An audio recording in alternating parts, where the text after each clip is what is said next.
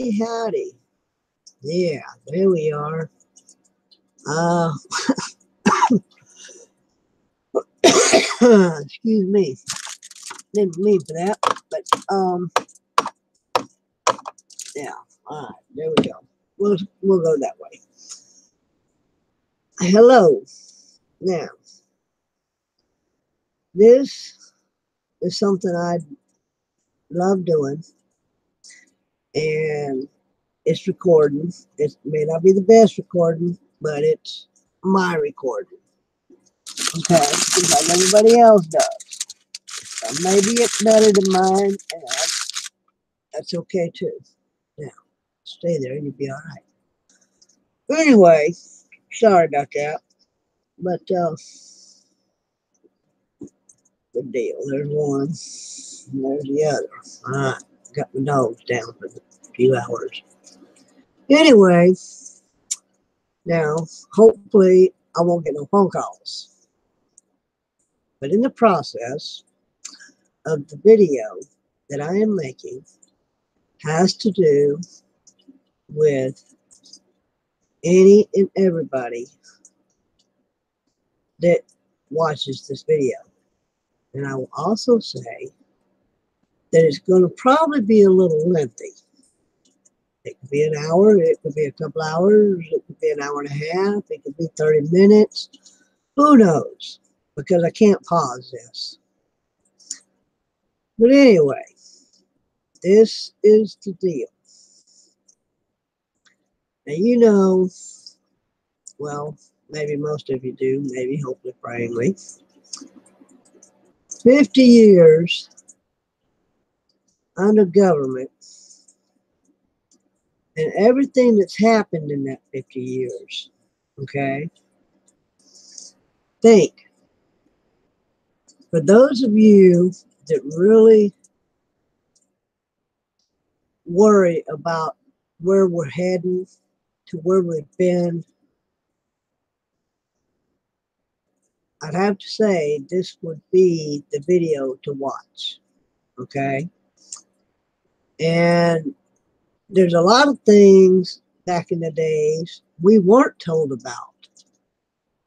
Everything was hush-hush. Everything was under the carpet, behind the doors, in the closet, whatever. Skeletons in the closet, you know what I'm saying? Yeah. So anyway, like I said, with the governments and justice we've had, and the laws and the standards, and the lies and the cover-ups and the backstabbings and you name it, I have to say that Trump is number one of what the past has done to what he's done in the year and a half, almost 2 years he's been in office. So anyway, I've been watching some videos, well, more or less listening to some videos, while I was doing a couple of puzzles, taking a break, other things I do online. And I tell you what, if you really want to get into a video, and I mean, you know, like politics and stuff like that and so forth, you know, all you want, you don't really have to watch it, you just have to listen to it. Like, do yourself a puzzle or something like that and just turn it on in the background, okay? Matter of fact, open another page or something, you know, or another tab, or however you want to put it. But it's basically what I do. I sit here and I find me some videos, about 4 or 5 of them. I'll line me up a whole 4 or 5 windows or tabs or whatever. No, you know, each video will be something different. Well, I latched on to one that, yes, it's a little lengthy, but like I said, open up you another window, turn on the video, And I'll even give you a link to a puzzle, to the puzzles that I do, if you're into puzzles. And they're really simple, really easy, and you don't have to sign up, and it's free and all that good stuff. But anyway,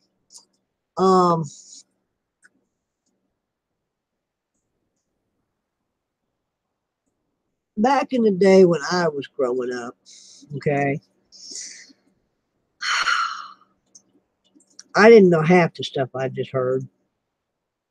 I've heard most of it, but I didn't know all of it.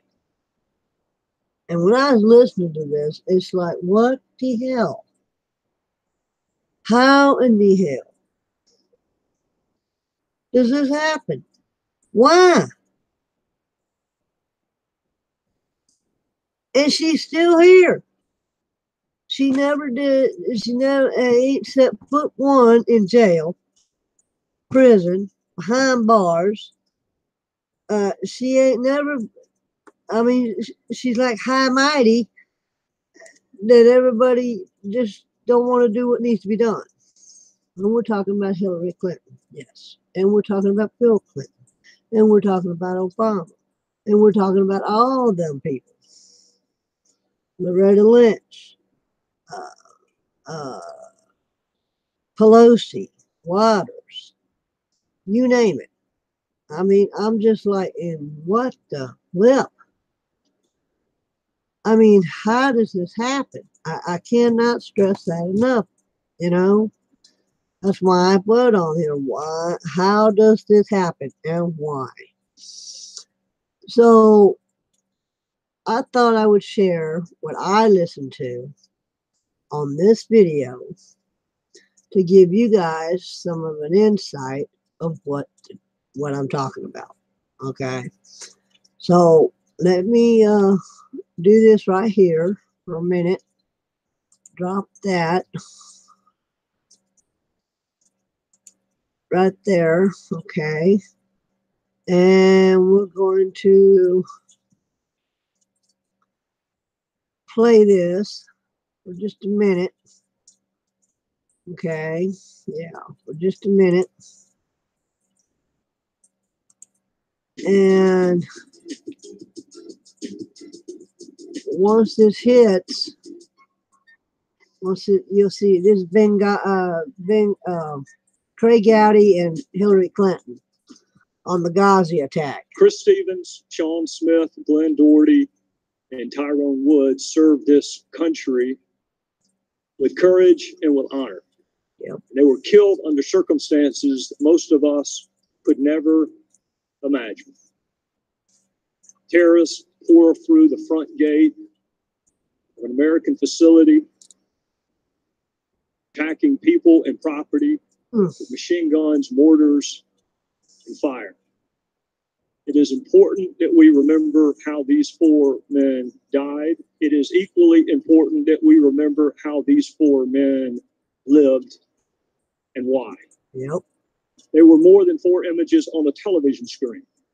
They were husbands and fathers and sons and brothers and family and friends. They were Americans who believed in service and sacrifice. Many people speak wistfully of a better world, but do little about it. Yep. These four went out and actually tried to make it better. And it cost them their lives. Mm-hmm. We know what they gave us. What do we owe them? Right. Justice for those that killed them. Amen. We owe their families. Yep. Our everlasting gratitude. Yep. Respect. Yep. We owe them and each other the truth. That's right. The truth about why we were in Libya. The truth about what we were doing in Libya. The truth about the escalating violence in Libya before we were attacked and these four men were killed. The truth about requests for additional security. The truth about requests for additional personnel. The truth about requests for additional equipment. That's right. The truth about where and why our military was positioned as it was on the anniversary of 9/11. Yep. The truth about what was happening and being discussed in Washington while our people were under attack. That's right. The truth about what led to the attacks and the truth about what our government told the American people after the attacks? Mm-hmm. Why were there so many requests for more security personnel and equipment, and why were those requests denied in Washington? Right. Why did the State Department, compound and facility, not even come close to meeting proper security specifications? What policies were we pursuing in Libya that required a physical presence in spite of the escalating violence? Who in Washington was aware of the escalating violence? What precautions, if any, were taken on the anniversary of 9/11? Right. What happened in Washington after the first attack? And what was our response to that attack? What did the military do or not do? What did our leaders in Washington do or not do, and when? Why was the American public given such divergent accounts of what caused these attacks? And why is it so hard to get information from the very government these four men represented, served, and sacrificed for? Amen. Even after an accountability review board and a half dozen congressional investigations, these and other questions still lingered. And these questions lingered because previous investigations were not thorough. These questions lingered because those previous investigations were narrow in scope and either incapable or unwilling to access the facts and evidence necessary to answer all relevant questions. So the House of Representatives, including some Democrats, I hasten to add, asked this committee to write the final definitive accounting of what happened in Benghazi. Yep. This committee is the first committee to review more than 50,000 pages of documents because we insisted that they be produced. This committee is the first committee to demand access to more eyewitnesses because serious investigations talk to as many eyewitnesses as possible. This committee is the first committee to thoroughly and individually interview scores of other witnesses, many of them for the first time. Yep. This committee is the first committee to review thousands of pages of documents from top State Department personnel. This committee is the first committee to demand access to relevant documents from the CIA, the FBI, the Department of Defense, even the White House. This committee is the first committee to demand access to the emails to and from Ambassador Chris Stevens. How could an investigation possibly be considered serious without reviewing the emails of the person most knowledgeable about Libya? This committee is the first committee, the only committee, to uncover the fact that Secretary Clinton exclusively used personal email on her own personal server for official business and kept the public record, including emails about Benghazi and Libya, in her own custody and control for almost 2 years after she left office. You will hear a lot today about the Accountability Review Board. Secretary Clinton has mentioned it more than 70 times in her previous testimony before Congress. But when you hear about the ARB, you should also know the State Department leadership handpicked the members of the ARB. The ARB never interviewed Secretary Clinton. The ARB never reviewed her emails. And Secretary Clinton's top advisor was allowed to review and suggest changes to the ARB before the public ever saw it. There's no transcript of the ARB interviews, so it's impossible to know whether all relevant questions were asked and answered. And because there's no transcript, it is also impossible to cite the ARB interviews with any particularity at all. That is not independent. That is not accountability. That is not a serious investigation. You will hear there were previous congressional investigations into Benghazi, and that is true. And it should make you wonder why those investigations failed to interview so many witnesses and access so many documents. Yep. If those previous congressional investigations were really serious and thorough, how did they miss Ambassador Stevens' emails? If those previous investigations were serious and thorough, how did they miss Secretary Clinton's emails? If those congressional investigations really were serious and thorough, why did they fail to interview dozens of key State Department witnesses, including agents on the ground who experienced the attacks firsthand? Now, you hear that? Now, this is our president as of Clinton's. And this is Trey Gowdy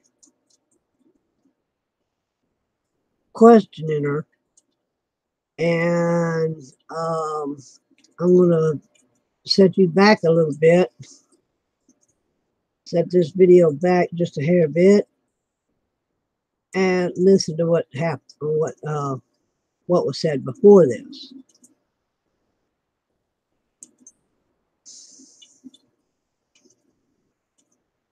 State Department. He didn't work for the U.S. government at all. He wanted to work for the State Department, but the White House said no to him. Do you recall who specifically at the White House rejected Sidney Blumenthal? No, I do not. After he was turned down for a job at the State Department by the White House, he went to work where? I think he had a number of consulting contracts with different entities. Well, if he had a number of them, do you recall any of them? I know that he did some work for my husband. Well, he worked for the Clinton Foundation. That's correct. Okay. He worked for Media Matters. Uh-huh. I'm sure he did. He worked for Correct the Record. I'm sure he did. When you were asked about Sidney Blumenthal, you said he was an old friend who sent you unsolicited emails, which you passed on in some instances because you wanted to hear from people outside what you called the bubble.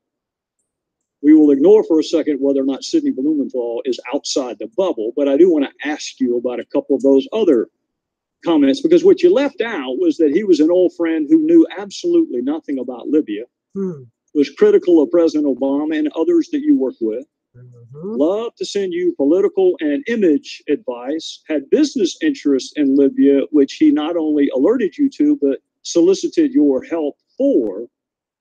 And you often forwarded his emails, but usually only after you redacted out any identifiers so nobody knew where the information was coming from. What does the word unsolicited mean to you? It means that I did not ask him to send me the information that he sent me. And as I have previously stated, some of it I found interesting, some of it I did not, some of it I forwarded, some of it I did not. I did not know anything about any business interests. I thought that, just as I said previously, newspaper articles, journalists, of which he is one, a former journalist, had some interesting insights. And so we took them on board and evaluated them, and some were helpful and others were not. We're going to get to all the points you just made, but I want to start with your public comment that these emails were unsolicited. You wrote to him, "Another keeper, thanks, and please keep them coming. Greetings from Kabul, and thanks for keeping this stuff coming. Any other info about it? Question mark. What are you hearing now? Question mark. Got it. We'll follow up tomorrow. Anything else to convey? Question mark. Now that one is interesting because that was the very email where Mr. Blumenthal was asking you to intervene on behalf of a business deal that he was pursuing in Libya. What did you mean by what are you hearing now? I have no idea, Congressman. They started out unsolicited, and as I said, some were of interest. I passed them on, and some were not. And so he continued to provide me information that was made available to him. I don't want to parse words, and I don't want to be hyper technical because it's not a huge point, but it is an important point. You didn't say they started off unsolicited. You said they were. You said they were unsolicited. Well, they were unsolicited, but obviously I did respond to some of them. Well. And I'm sure that encouraged him. Anything else to convey? What are you hearing now? I'm going to Paris tomorrow night. We'll meet with TNC leaders, so this and additional info useful. Still don't have electricity or BlackBerry coverage post-Irene, so I've had to resort to my new iPad. Let me know if you received this. We'll talk about the new iPad in a little bit. Here's another one. This report is in part a response to your questions. That's an email from him to you. This report is in part a response to your questions. There'll be further information in the next day. If you're the one asking him for information, how does that square with the definition of unsolicited? I said it began that way, Mr. Chairman, and I will add that both Chris Stevens and Gene Kretz found some of the information interesting, far more than I could, because they knew some of the characters who were being mentioned, and they were the ones, the kind of persons with the expertise that I asked to evaluate to see whether there was any useful information. We're going to get to that in a second. Now, before you give Mr. Blumenthal too much credit, you agree he didn't write a single one of those cables or memos he sent you. I'm sorry, what? He didn't write a single one of those cables or memos. I don't know who wrote them. He's the one who sent them to me. Would you be surprised to know not a single one of those was from him? I don't know where he got the information that he was sending to me. Did you ask? You're sending me very specific, detailed intelligence. What is your source? That seems to me like a pretty good question. I did learn later that he was talking to or sharing information from former American intelligence officials. By the name of? Who wrote those cables? I don't recall. I don't know, Mr. Chairman. You had his information passed on to others, but at least on one occasion you asked Ms. Abenine, can you print without any identifiers? Why would you want his name removed? Because I thought that it would be more important to just look at the substance and to make a determination as to whether or not there was anything to it. Well, don't people have a right to know the source of the information so they can determine credibility? But he wasn't, as you just said, the source of the information. That was. But you didn't know that, Madam Secretary, and that's what you just said. No, Mr. Chairman. I knew that he didn't have the sources to provide that information. I knew he was getting it from somewhere else. Whether he knew a lot of journalists, he knew others in Washington. It could have been a variety of people. Well, if you're going to determine credibility, don't you want to know the source? Well, it wasn't credibility so much as trying to follow the threads that were mentioned about individuals. And as I already stated, some of it was useful and some of it was not. Well, did the president know that Mr. Blumenthal was advising you? He wasn't advising me. And, did he know that he was your most prolific emailer that we have found on the subjects of Libya and Benghazi? That's because I didn't do most of my work. That's fair. Libya I'm not challenging that, Madam Secretary. I am not challenging that. All I'm telling you is the documents show he was your most prolific emailer on Libya and Benghazi. And my question to you is, did the president, the same White House that said you can't handle him and can't hire him, did he know that he was advising you? He was not advising me, and I have no reason to have ever mentioned that or know that the president knew that. All right, I want to draw your attention to an email about Libya from Mr. Blumenthal to you, dated April 2011. It would be Exhibit 67. And this is informative. Should we pass on, and in parentheticals, unidentified to the White House? If you're going to pass something on to the White House, why would you take off the identifiers? Because it was important to evaluate the information. And from a lot of intelligence that I have certainly reviewed over the years, you often don't have the source of the intelligence. You look at the intelligence and you try to determine whether or not it is credible, whether it can be followed up on. Well, I'm going to accept the fact that you and I come from different backgrounds, because I can tell you that an unsourced comment could never be uttered in any courtroom. You have. We're not talking about courtrooms, Mr. Chairman. We're talking about intelligence. No, we're talking about credibility and the ability to assess who a source is and whether or not that source has ever been to Libya, knows anything about Libya, or has business interest in Libya, all of which would be important if you were going to determine the credibility, which I think is why you probably took his information off of what you sent to the White House. But here's another possible explanation. It may give us a sense of why maybe the White House didn't want you to hire him in the first place.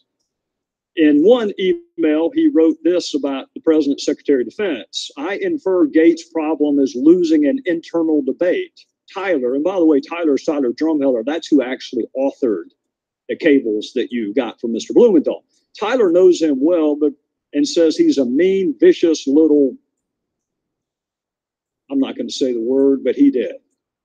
This is an email from Blumenthal to you about the President's Secretary of Defense. And here's another Blumenthal email to you about President's National Security Advisor. Frankly, Tom Donlan's babbling rhetoric about narratives on a phone briefing of reporters on March the 10th has inspired derision among serious foreign policy analysts, both here and abroad. And here's another one from what you say is your old friend Sidney Blumenthal. This is a quote from him. I would say Obama, and by the way, he left the president part out. I would say Obama appears to be intent on seizing defeat from the jaws of victory. He and his political cronies in the White House in Chicago are, to say the least, unenthusiastic about regime change in Libya. Obama's lukewarm and self-contradicting statements have produced what is, at least for the moment, operational paralysis. I think that may give us a better understanding of why the White House may have told you you cannot hire him. Blumenthal could not get hired by our government, didn't pass any background check at all, had no role with our government, had never been to Libya, had no expertise in Libya, was critical of the president and others that you worked with, shared polling data with you on the intervention in Libya, gave you political advice on how to take credit for Libya, all the while working for the Clinton Foundation and some pseudo news entities. And Madam Secretary, he had unfettered access to you. And he used that access, at least on one occasion, to ask you to intervene on behalf of a business venture. Do you recall that? You know, Mr. Chairman, if you don't have any friends who say unkind things privately, I congratulate you. But from my perspective, I'd like to think I don't correct them. I don't know what this line of questioning does to help us get to the bottom of the deaths for Americans. I'll be happy to I'll be happy better. to help you understand that, Madam Secretary. But I want to reiterate what I said to Congresswoman Sanchez. These were originally unsolicited. You've just said that perhaps the main, if not the exclusive author, was a former intelligence agent for our country who rose to the highest levels of the CIA and who was given credit for being one of the very few who pointed out that the intelligence used by the Bush administration to go to war in Iraq was wrong. So I think that, you know, the sharing of information from an old friend that I did not take at face value. Yep, see, there you go. Didn't take it at face value. So now what? Alrighty then. Let me see if I can hit it right about where I was at before I went back. And it might have an overlap here. So let's see what happens. The attacks firsthand. Just last month, 3 years after Benghazi, top aides finally returned documents to the State Department. A month ago, this committee received 1,500 new pages of Secretary Clinton's emails related to Libya and Benghazi, 3 years after the attacks. A little over 2 weeks ago, this committee received nearly 1,400 pages of Ambassador Stevens' emails, 3 years after the attacks.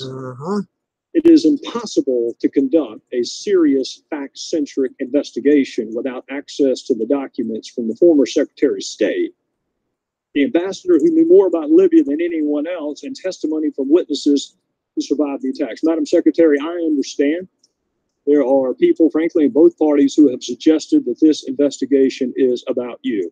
Let me assure you it is not, and let me assure you why it is not.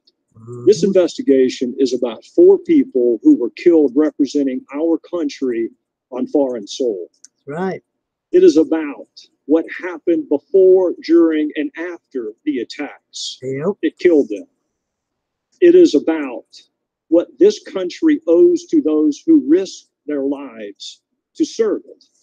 And it is about the fundamental obligation of government to tell the truth, always, to the people that it purports to represent. Madam Secretary, not a single member of this committee signed up to investigate you or your email. We signed up to investigate and therefore honor the lives of 4 people that we sent into a dangerous country to represent us. That's right. And to do everything we can to prevent it from happening to others. Our committee has interviewed 100 witnesses. Not a single one of them has been named Clinton until today. Uh-huh. You were the Secretary of State for this country at all relevant times. So, of course, the committee is going to want to talk to you. Exactly. You are an important witness. You are one important witness among 500 important witnesses. Uh-huh. And I do understand you wanted to come sooner than today. So let me be clear why that did not happen. You had an unusual email arrangement, which meant the State Department could not produce your emails to us. Huh. You made exclusive use of personal email and a personal server. When you left the State Department, you kept the public record to yourself for almost 2 years. Uh-huh. And it was you and your attorneys who decided what to return and what to delete.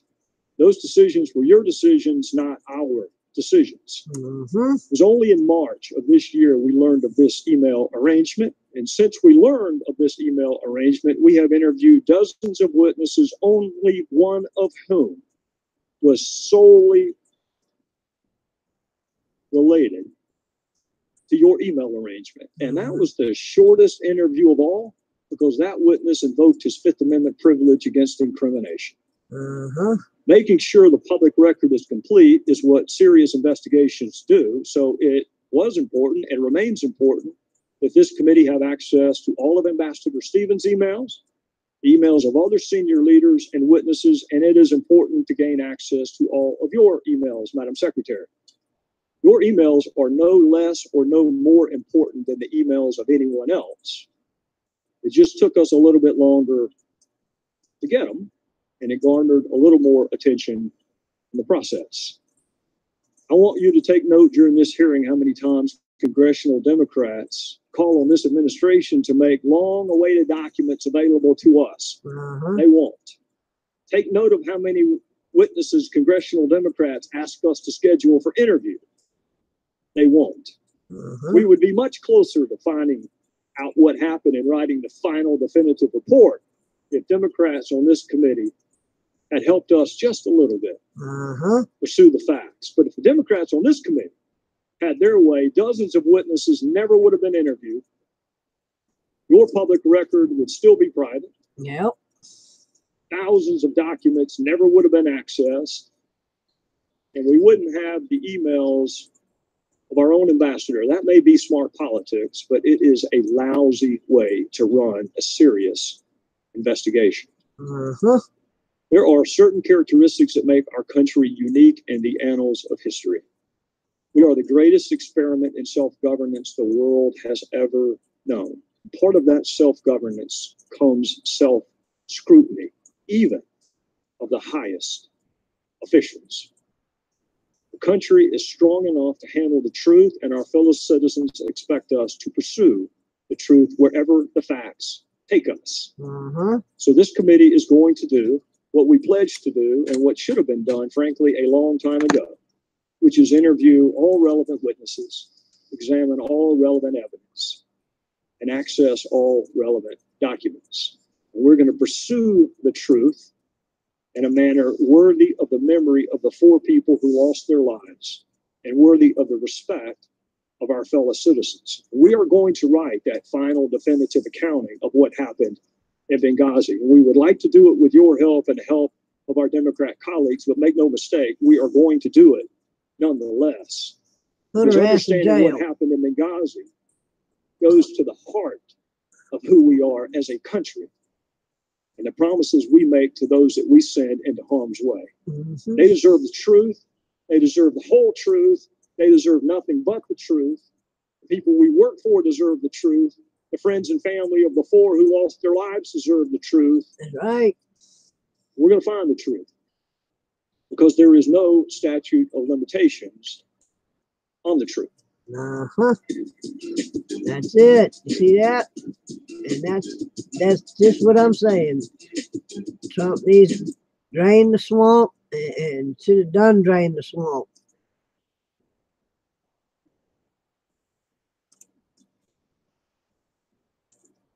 Chris Stevens, Sean Smith, Glenn Doherty, and Tyrone Woods served this country with courage and with honor. They were killed under circumstances that most of us could never imagine. Terrorists pour through the front gate of an American facility, attacking people and property with machine guns, mortars, and fire. It is important that we remember how these 4 men died. It is equally important that we remember how these 4 men lived and why. Justice for those that killed them. We owe their families our everlasting gratitude, respect. We owe them and each other the truth. Truth about what our government told the American people after the attacks. Why were there so many requests for more security personnel and equipment, and why were those requests denied in Washington? And why is it so hard to get information from the very government these 4 men represented, served, and sacrificed for? Even after an accountability review board and a half dozen congressional investigations, these and other questions still lingered. And these questions lingered because previous investigations were not thorough.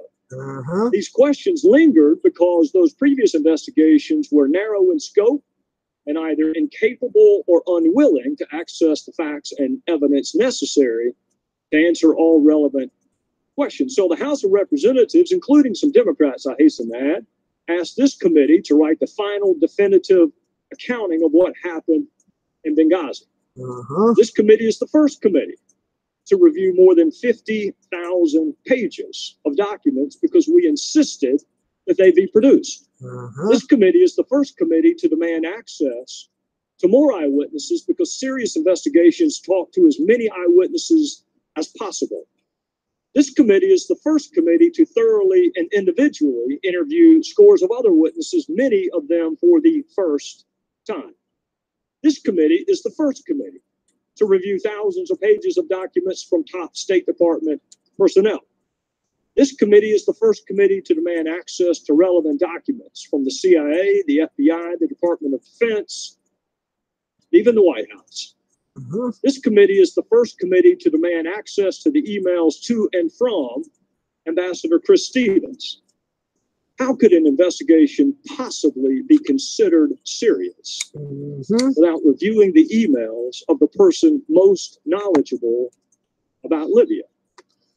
This committee is the first committee, the only committee, to uncover the fact that Secretary Clinton exclusively used personal email on her own personal server for official business and kept the public record, including emails about Benghazi and Libya, in her own custody and control for almost 2 years after she left office. You will hear a lot today about the Accountability Review Board. Secretary Clinton has mentioned it more than 70 times in her previous testimony before Congress. But when you hear about the ARB, you should also know the State Department leadership handpicked the members of the ARB.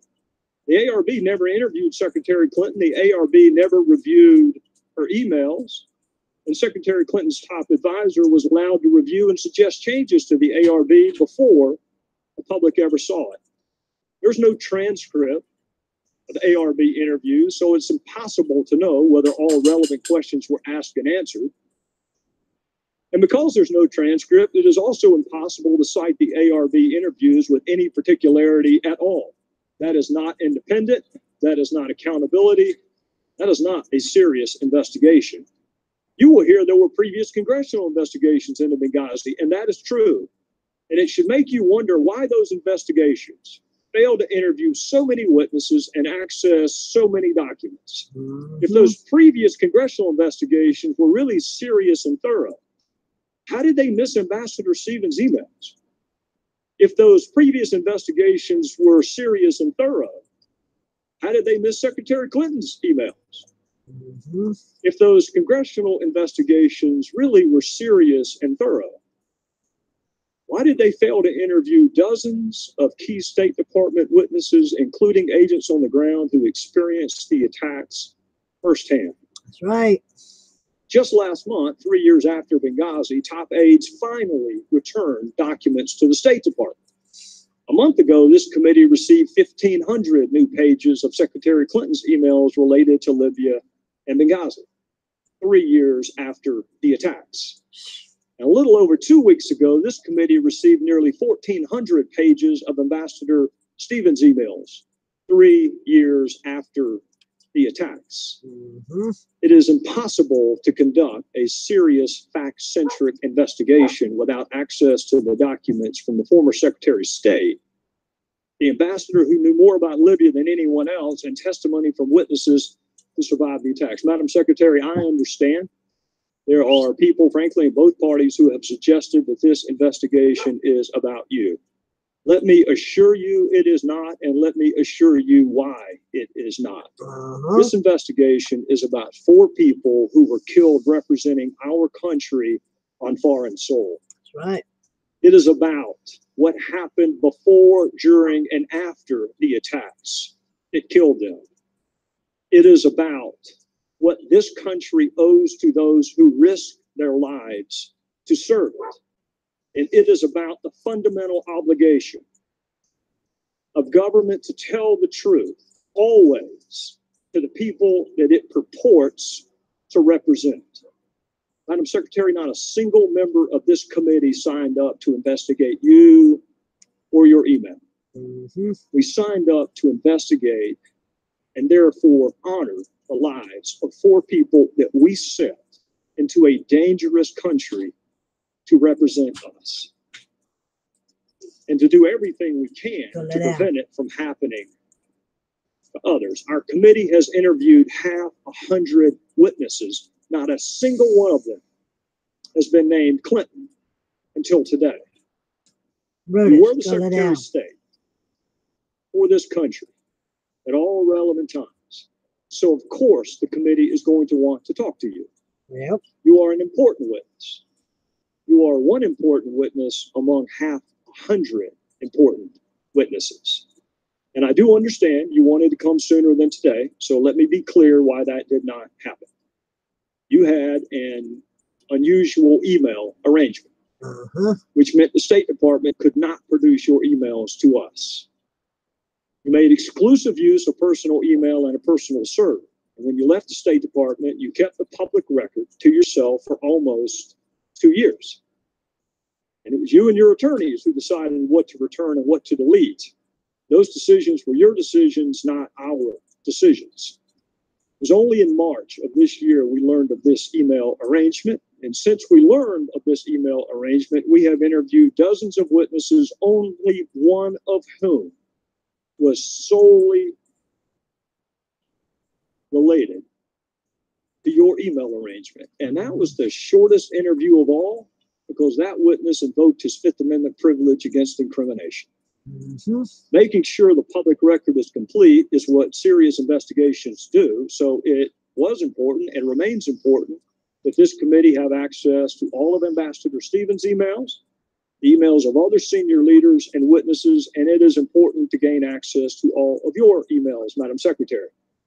Your emails are no less or no more important than the emails of anyone else.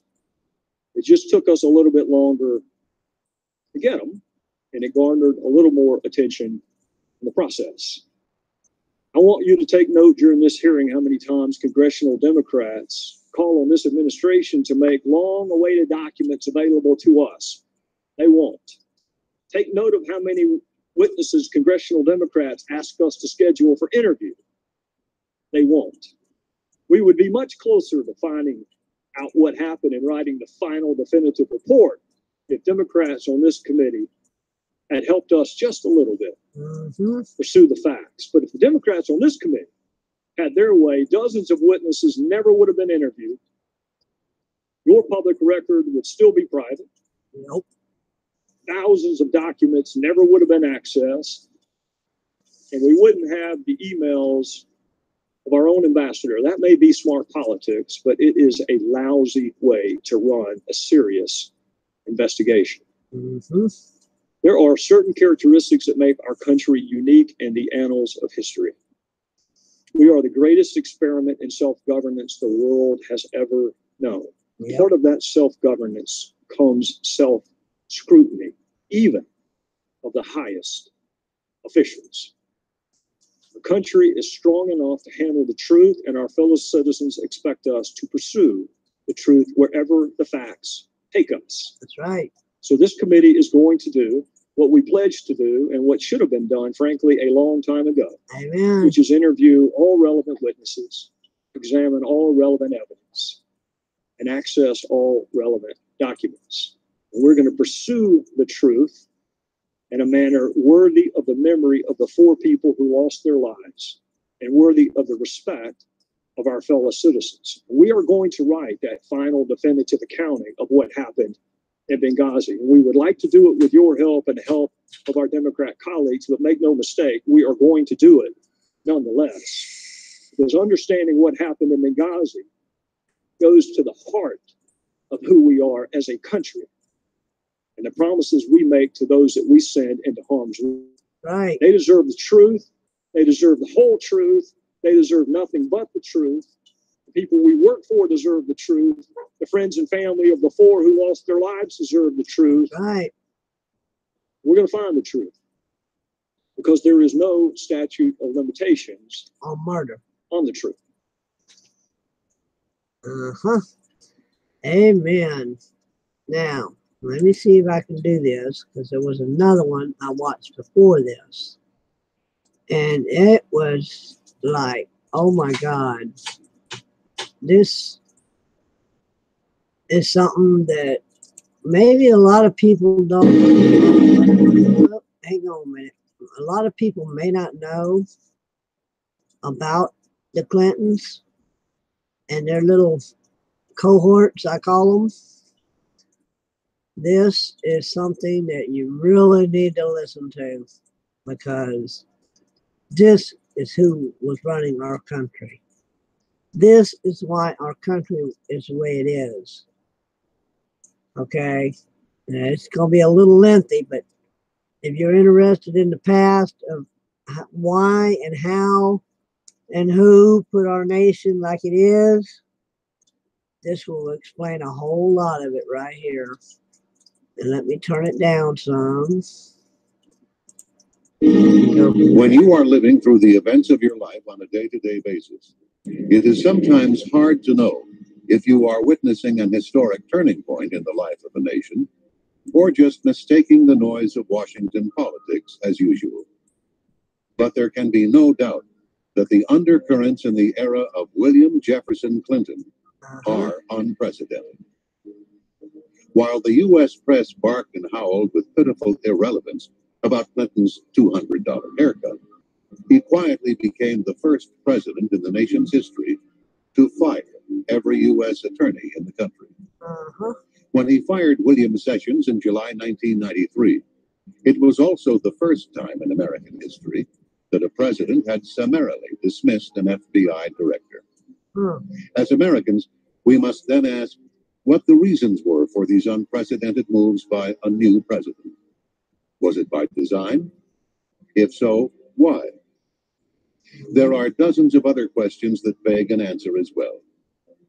Bill Clinton himself may have given us a clue to the answer when he stated, "I believe the measure of a person's values can best be measured by examining the life the person lives." That's what this documentary will attempt to do. Check this out. Now listen real close. During the 1960s, students were protesting the Vietnam War on college campuses throughout the nation. It was no different at the University of Arkansas. And I was born in 58. Here on the university campus, Clinton would climb into a tree where he would place a mattress and spend days on end to declare his own protest against the war. People in Fayetteville still recall walking a block out of their way just to avoid the strong stench that came from the ground below Clinton. Something up with that The one, fire huh? department showed up on at least one occasion to wash the ground below the tree, and even gave young Clinton unwanted free showers with their hoses. A photo of Clinton in the tree made the school newspaper, but all known copies of that particular edition have since been confiscated or destroyed. How convenient.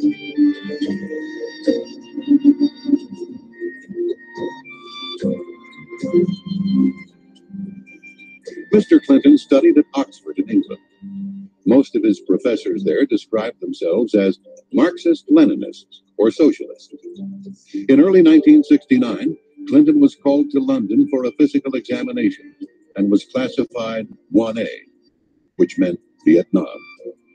Upon his return to Arkansas, Clinton drove to Fayetteville to the home of Colonel Eugene Holmes, commander of the Army ROTC unit at the University of Arkansas, where he begged to join the program. Clinton signed a letter of intent and gave a pledge to enter the university law school. In the fall, he returned to Oxford, where he would help organize demonstrations against the United States outside the American embassy.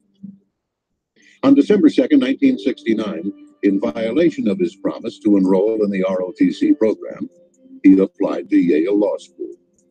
On December 3rd, he wrote a letter to Colonel Holmes stating, quote, "Because of my opposition to the draft and the war, I have great sympathy with those who are not willing to fight, kill, and maybe die for their country," unquote. Mr. Clinton was described as a moocher and with no apparent income.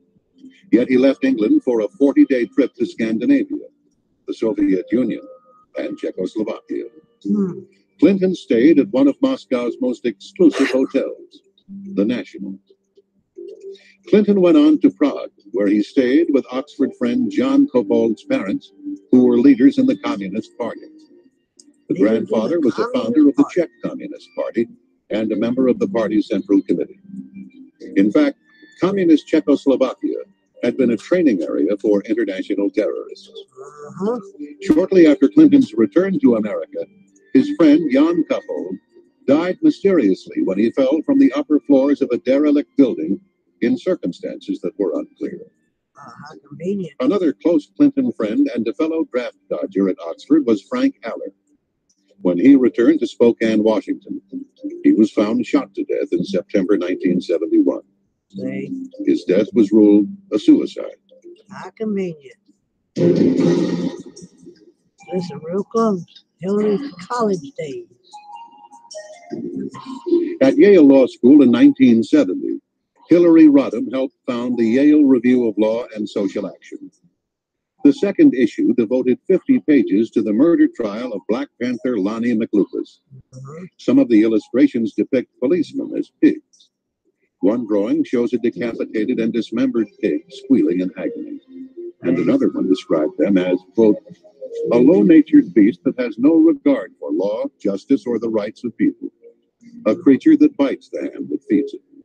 A foul, depraved traducer, usually found masquerading as the victim of an unprovoked attack," unquote. Other articles encouraged experimentation with drugs, sex, and individual lifestyles.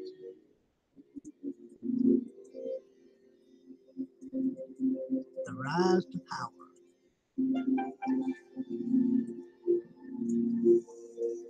In Bill Clinton's Arkansas, some 2 million people remained among the poorest in the nation. Their average yearly income was less than the $20,000 annual fees at the Little Rock Country Club.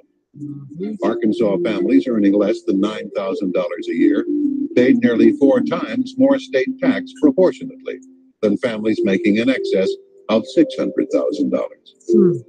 Arkansas remained almost last in the United States in per capita expenditure for education, in the percentage of its students completing high school, and the proportion of its citizens with college degrees. "Nowhere in America is the range so great as in Arkansas," wrote the Arkansas Times in 1992, "from the multi-billionaire status of the Walmart Waltons to the abject poverty of the Delta region, where Lee County is listed as one of the 10 poorest counties in the entire nation. Infant mortality there is twice the national average, and 2/3 of all children never graduate from high school."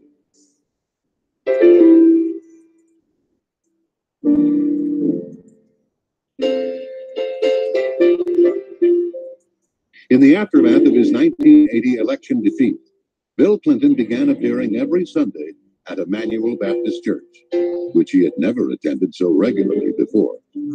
He was now seen prominently in the choir, as carefully arranged television cameras carried the service to thousands of viewers throughout the state. A convicted drug dealer and informant named Charlene Wilson testified to a 1990 federal grand jury in Arkansas that she had attended parties in which she watched as Roger Clinton passed cocaine to his brother Bill. On one occasion, Clinton got so high on cocaine that he fell into a garbage can. She also testified that the people would share sex partners, and some of the women included teenage girls. In 1983-84, local narcotics officers videotaped Bill Clinton's brother Roger, saying, quote, "Got to get some for my brother. He's got a nose like a vacuum cleaner," unquote. Throughout the 1980s, the Clintons would enjoy relative impunity from the scrutiny of investigative journalism. The rare independent journalist was soon made an example. Publisher Gene Wergis tried to expose ballot box stuffing and other corruption through the 1960s and 1970s, and was lucky to survive nearly a dozen attempts on his life. Yep. He was indicted 7 times on trumped-up charges, ranging from slander to conspiracy, and was once sentenced to 3 years at hard labor, only to be saved when the main prosecution witness was proven to have lied. In 1978, in Clinton's first run for governor, a retired Air Force lieutenant colonel named Bill Guerin accused Clinton of being a draft dodger by reneging on his 1969 ROTC commitment. Clinton, thinking his letter to Colonel Holmes had long since been destroyed, insisted that the ROTC agreement was canceled shortly after it was made. He said he told Colonel Holmes that he would enter the ROTC program if the commander wanted him to, but he preferred to take his chances with the draft. However, the colonel would tell a different story. In September 1992, Colonel Eugene Holmes, himself a lifelong Democrat, made a final statement on the episode and presented Clinton's letter to the press. He stated that Clinton, quote, "purposely deceived me, using the possibility of joining the ROTC as a ploy, purposely defrauding the military, both in concealing his anti-military activities overseas and his counterfeit intentions for later military service," unquote. It was in this setting that Bill Clinton entered state politics in 1975. When he left in 1991, he had been governor for 12 years. What he had done in and for Arkansas, he claimed, qualified him to govern the nation.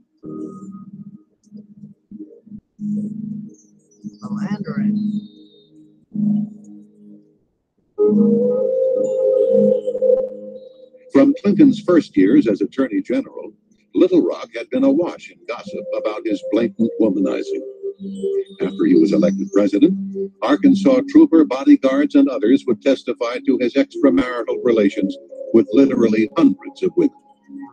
State Trooper L.D. Brown stated that on state time and using state cars, he drove the governor to over 100 extramarital affairs and guarded him during those encounters. Brown was Clinton's favorite trooper, and he received dozens of books from the governor, many of which he still retains. In one law book, there's a sentence to the effect that adultery is not a crime, and is underlined twice in red. Larry Patterson was an Arkansas state trooper for 31 years, and a personal bodyguard for then Governor Clinton for 6 years. More than once, Patterson said, he stood guard and witnessed the department store clerk performing oral sex on Governor Clinton in a parked car, including the parking lot of Chelsea's elementary school and on the grounds of the governor's mansion.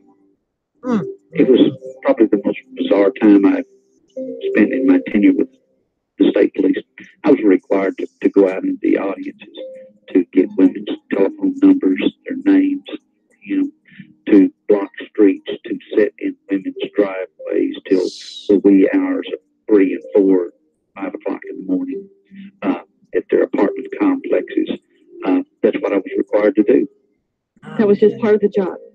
I was told when I protested about that if I didn't like it, find another job. Did you feel soiled? Did you feel in any way disdain for this man that you were assigned to risk, quite frankly, your life for?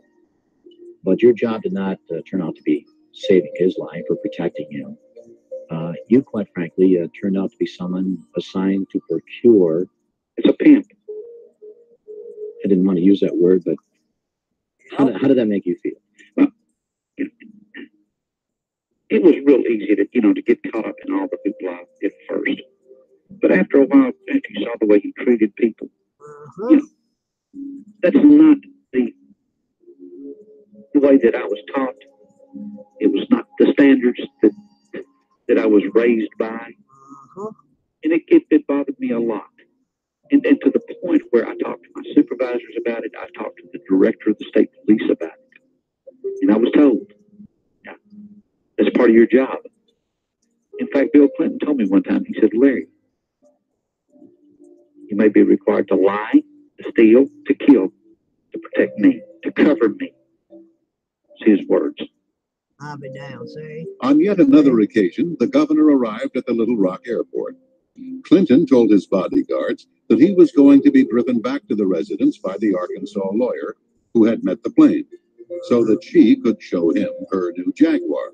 Yeah, okay. On the ride back, he drove, and she was nowhere to be seen in the car. He later told Trooper Patterson that he had researched the subject in the Bible, and oral sex isn't considered adultery. George Grieg of the London Sunday Times wrote, quote, "What has emerged is a man with what would appear to be an almost psychotic inability to control his zipper," unquote. The repeated testimony of state troopers would show that Clinton rated women as objects, ripe peaches, as he called them, purely to be graded, chased, dominated, and conquered. The governor had been predatory even toward one of the troopers' wives and toward another's mother-in-law. Neither then nor later did many of those around Clinton reflect on the deeper meaning of the womanizing and what it said about other aspects of the man and leader.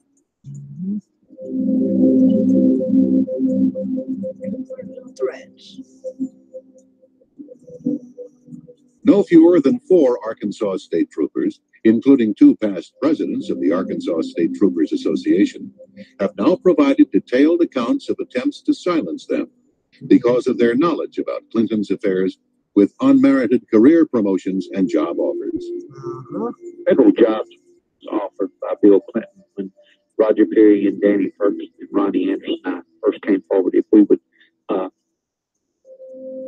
keep quiet, not say anything, that we could have U.S. Marshals jobs, that we could have FEMA director jobs, if we would just keep our mouth shut. As Bill Clinton's presidential campaign got underway, some of the troopers were considering coming forward. The commander of Clinton's security detail then threatened Roger Perry and other troopers on behalf of the President of the United States.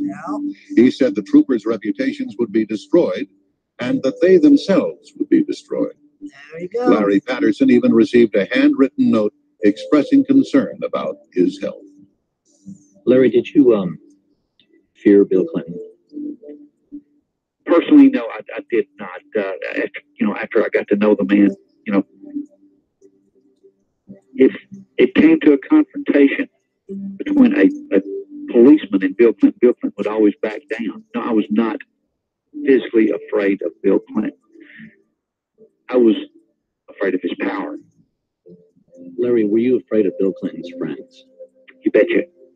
You betcha. He had some people that it was quite scary. Yes. That was our president, our governor, whatever. Away from the public spotlight, both Bill and to a greater extent Hillary were contemptuous of policemen, whom they commonly derided as ignorant SOBs, says Trooper Brown. In 1984, Brown accompanied Clinton to a funeral for a state trooper who had been killed by a survivalist in rural DeQueen. Brown and Clinton went into a banquet room where hundreds of mourning policemen from Arkansas, Texas, and Louisiana were eating. According to Brown, Clinton said, quote, "I don't want to go in and eat with those ignorant SOBs. Let's go to another room," unquote. Hillary was openly hostile, calling them pigs. One trooper said that Hillary forbade him to speak when he accompanied her on a trip to Washington because, as she put it, he, quote, "sounded like a hick from Arkansas," unquote. Another officer said, quote, "Deep down, that woman really hated Arkansas, the people in it, and almost everything else except being top dog," unquote. Troopers volunteered to work several days of consecutive 16-hour shifts just to avoid traveling with her. After becoming president, her attitude remained the same. A Secret Service agent was quoted as saying it was obvious that she had a clear dislike for the agents, bordering on hatred, in his opinion.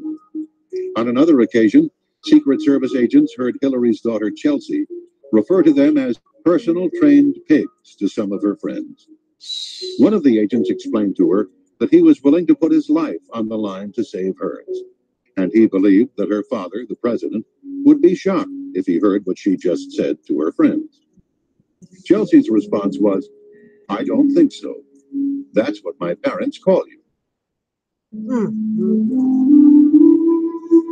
Whitewater. Sickening situation. As soon as Clinton was elected governor, he and Hillary formed a partnership with Jim and Susan McDougal in the Whitewater land deal. The McDougals would manage the business and bear most of the risk and liability, while Bill and Hillary would still enjoy a full 50% ownership. In 1979, the Clintons donated a small parcel of land near a river that flowed through Whitewater Estates to the Arkansas Game and Fish Commission. The donation was contingent upon construction of a boat ramp.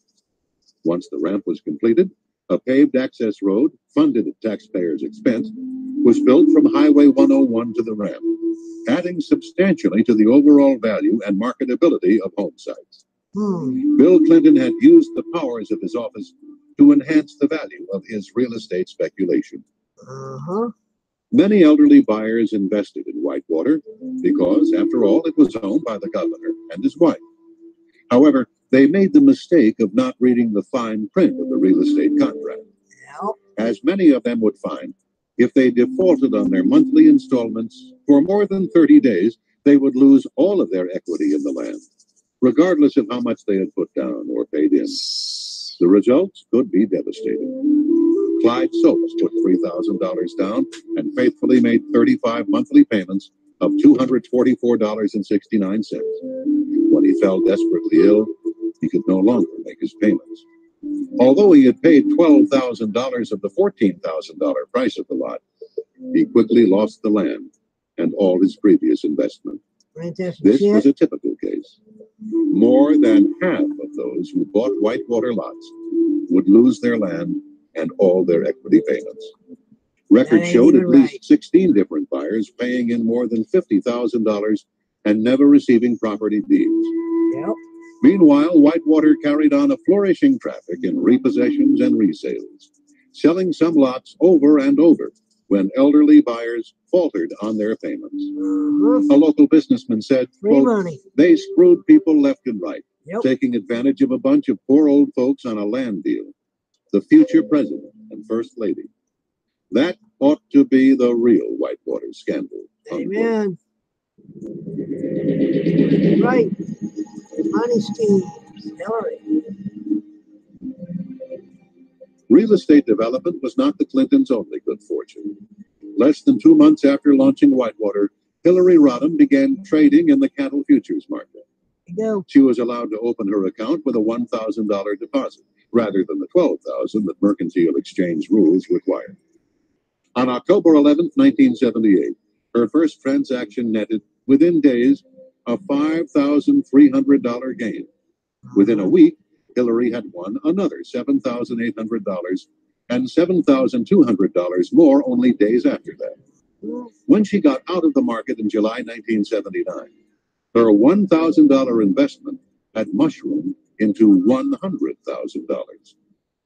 Her 10,000% return on her investment was more than 5 times the rate of profit made by investors that had bought when she did and sold at the peak of the market during the same period. One commodities analyst said that the odds against such prescience and mastery trading would have been about the same as those of finding the Dead Sea Scrolls on the steps of the State House in Little Rock. In 1995, economists at Auburn and North Florida universities ran a computer statistical model of the First Lady's trades for publication in the Journal of Economics and Statistics. They concluded that the probability of Hillary Rodham's having made her trades legitimately was less than 1 in 250 million. Damn. Her broker, Robert Bone, was eventually given a 3-year suspension, one of the most severe sanctions short of criminal prosecution.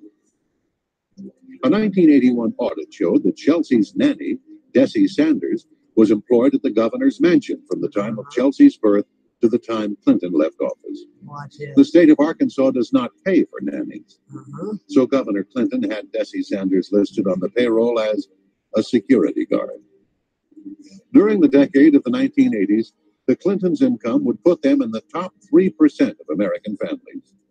Despite this, the Clintons would take nearly $200,000 off their taxes in charitable contributions. Yearly totals range from about $1,000 to well over $2,300. $30 for 3 shower curtains, $40 for an old pair of Bill's running shoes, and various amounts for discarded undershorts and shirts. The 1980s would prove to be very profitable for the Clintons. Ironically, during her husband's run for the presidency, Hillary would accuse the 1980s as being the decade of greed. Sure enough. ADFA, huh? The Arkansas Development Finance Authority, or ADFA, was set up by Governor Clinton to ease financing for low-income housing and small businesses. Yeah, okay. The agency's expensive legal work went to favored law firms. Its lucrative underwriting to select Wall Street houses and local bond brokers, almost all of them backing Bill Clinton. There was virtually no legislative oversight or public accountability. Governor Clinton himself appointed the ADFA board and personally approved every bond issue and major transaction from 1985 through 1992. In 1985 alone, ADFA issued bonds for more than $700 million. His 1990 campaign received over $400,000 in contributions from those benefiting directly from the publicly guaranteed bonds. In the late 1980s, a nursing home chain called Beverly Enterprises was in financial trouble. A Texas banker and Hillary's employer, the Rose Law Firm, formed a nonprofit corporation to buy the nursing homes. They would make millions in profits while being financed by tax-exempt state bonds.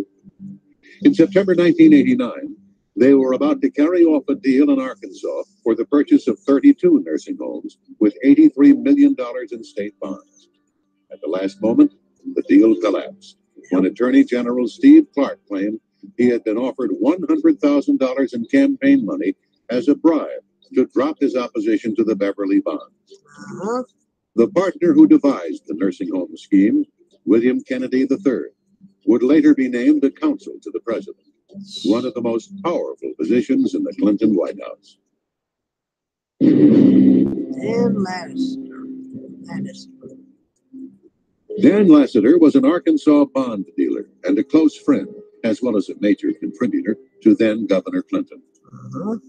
Clinton awarded Lassiter a $30 million bond to install a new police radio system for the Arkansas State Police. During this very period, Lassiter was under investigation by the Arkansas police for cocaine trafficking. Intelligence reports show that the Drug Enforcement Agency had opened a file on Lassiter in 1983. The Attorney General's office in Santa Fe, New Mexico, investigated Lassiter for narcotics trafficking with possible ties to organized crime. A federal grand jury indicted Dan Lassiter and accused him of conspiring with Bill Clinton's brother Roger Clinton and others to knowingly and willfully possess with the intent to distribute cocaine.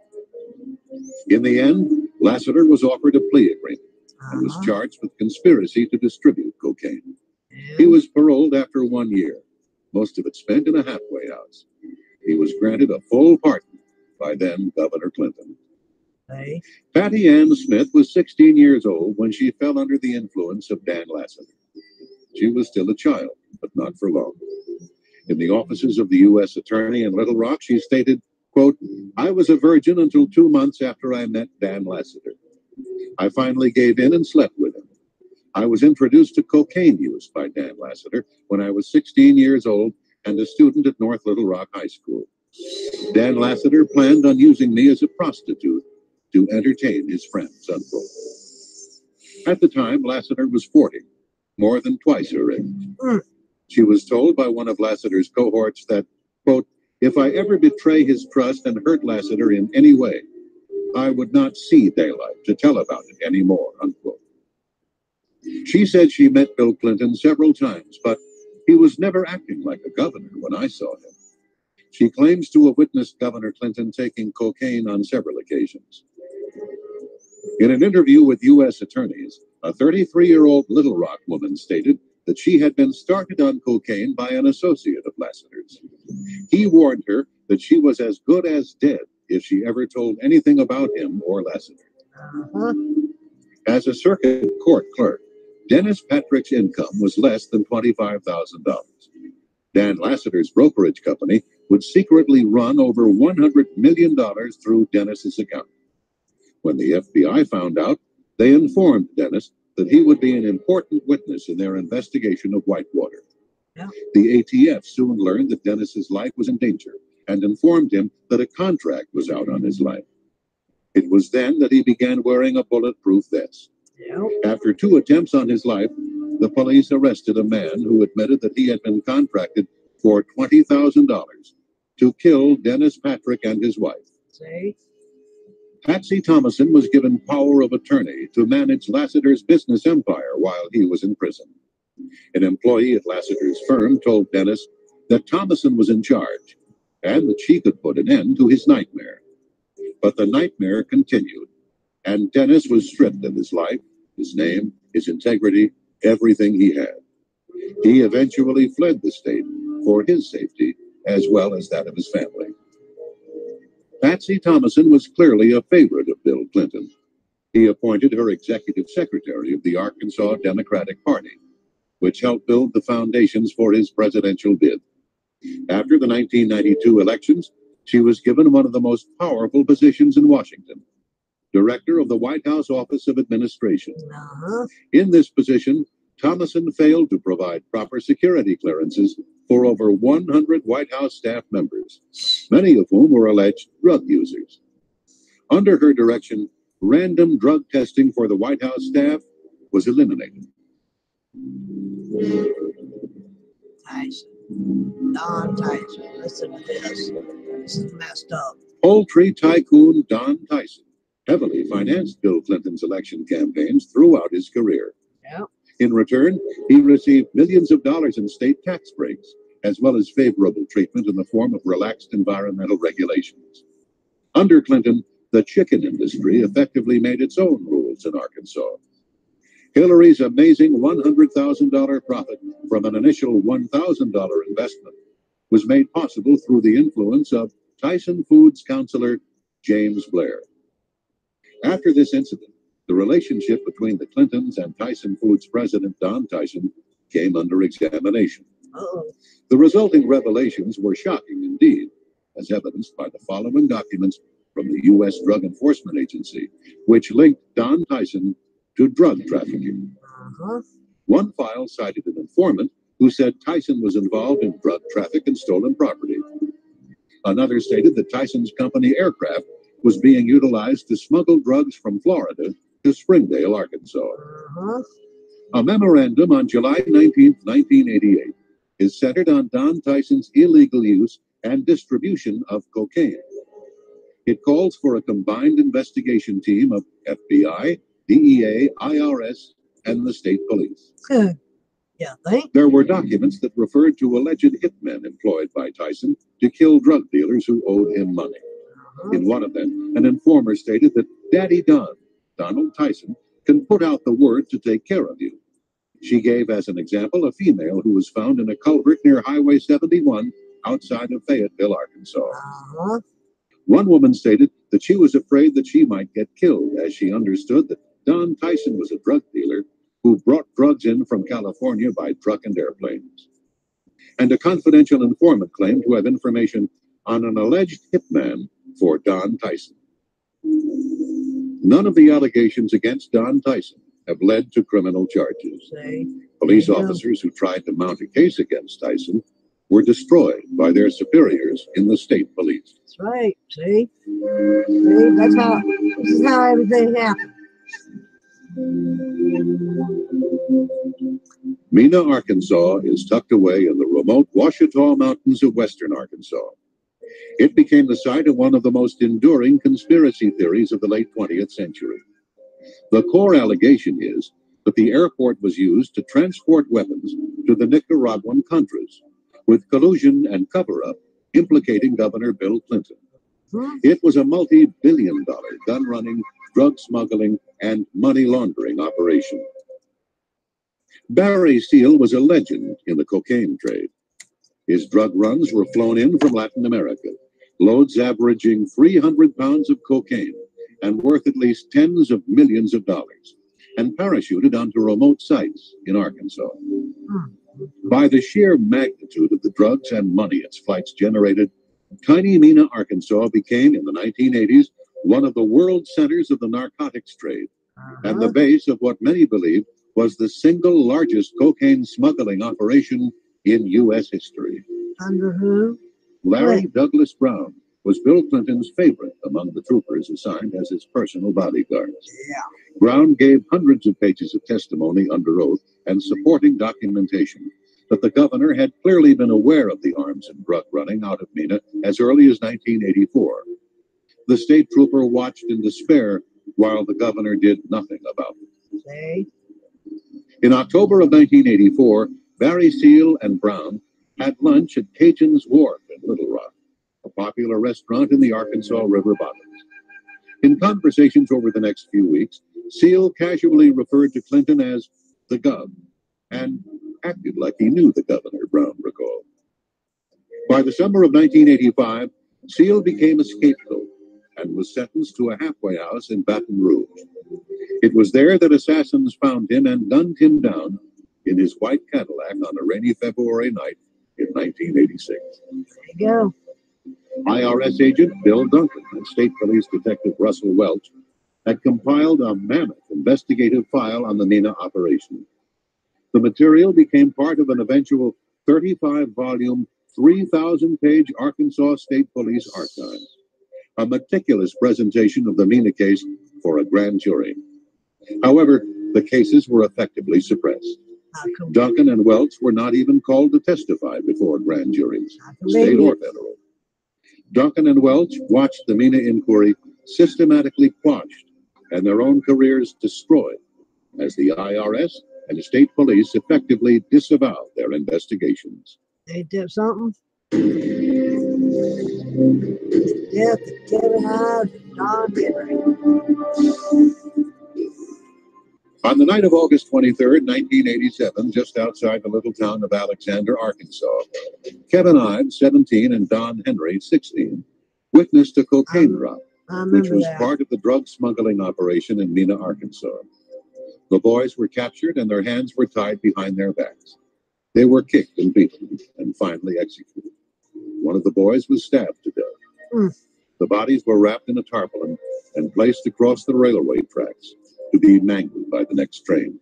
Damn. The Arkansas medical examiner, Fanny Mallett, ruled the deaths an accident. He said the boys had smoked marijuana joints and had fallen into a trance on the railway tracks, side by side.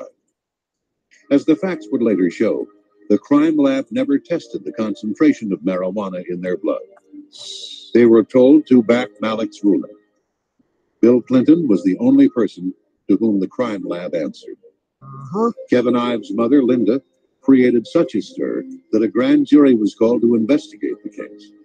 The bodies were exhumed, and a second autopsy was conducted by the Atlanta medical examiner, Dr. Joseph Burton. He showed an enhanced photograph of the wound to 6 other forensic investigators. They all concurred that it was a stab wound. He also found that Kevin Ives had been smashed in the head with a rifle butt.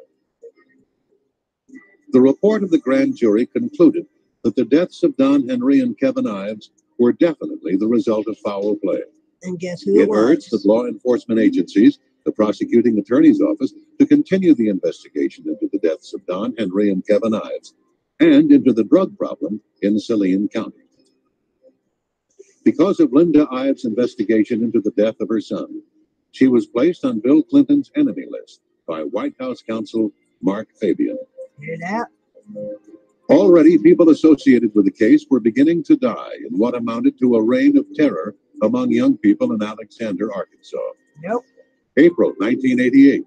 Keith Coney told his mother he knew too much about the Ives Henry murders and feared for his life. After being slashed in the neck, he was fleeing for his life on his motorcycle when he slammed into the back of a truck and was killed.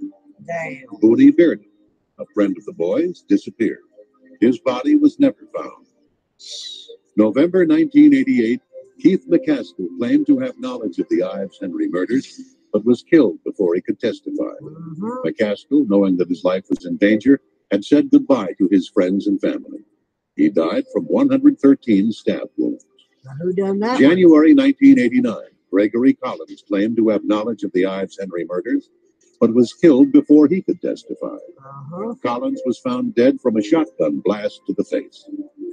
April 1989, Jeff Rhodes claimed to have knowledge of the Ives Henry murders, but was killed before he could testify. His body was found in the city dump, dead of a gunshot wound to the head. Ain't that some crap? July 1989, Richard Winters claimed to have knowledge of the Ives Henry murders, but was killed before he could testify. Winters was silenced by a blast from a sawed-off shotgun. June 1990, Jordan Kettleson claimed to have information on the Ives Henry murders, but was killed before he could testify. He died from a shotgun blast to the head. Ain't that some crap? To date, no arrests have been made in regard to these murders. All because of them. Arkansas's medical examiner ruled the death of two teenage boys an accident, while several forensic investigators and the grand jury concluded they were murdered. Yep.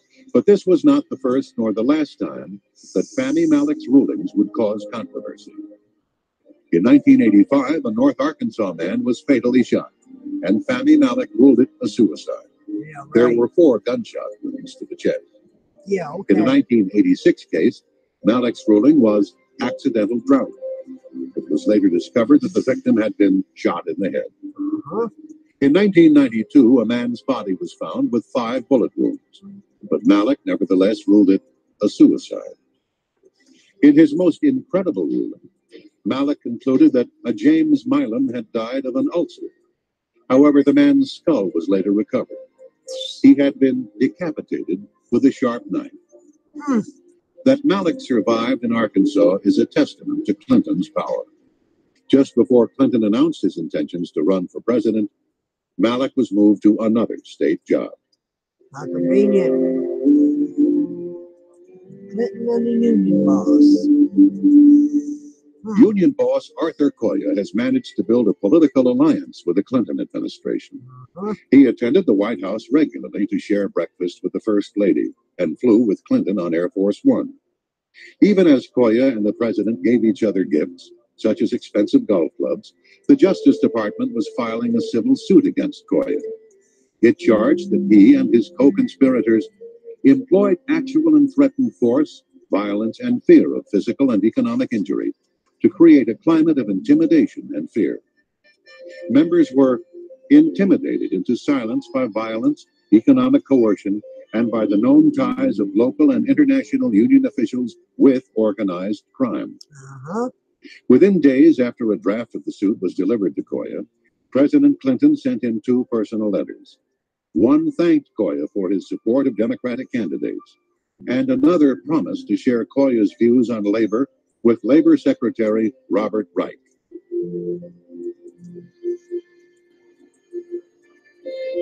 No one, even my strongest opponent. Mr. Free, over 65 people have invoked the Fifth Amendment or fled the country in the course of the committee's investigation. Have you ever experienced so many unavailable witnesses in any matter in which you prosecuted or in which you've been involved? Actually, I have. You have? Give me a rundown on that real quickly. I spent about 16 years doing organized crime cases in New York City, and many people were frequently unavailable. So was that the only time you experienced something like that? Went on for quite a while. So the only time that you experienced anything like this was when you were investigating an organized crime syndicate.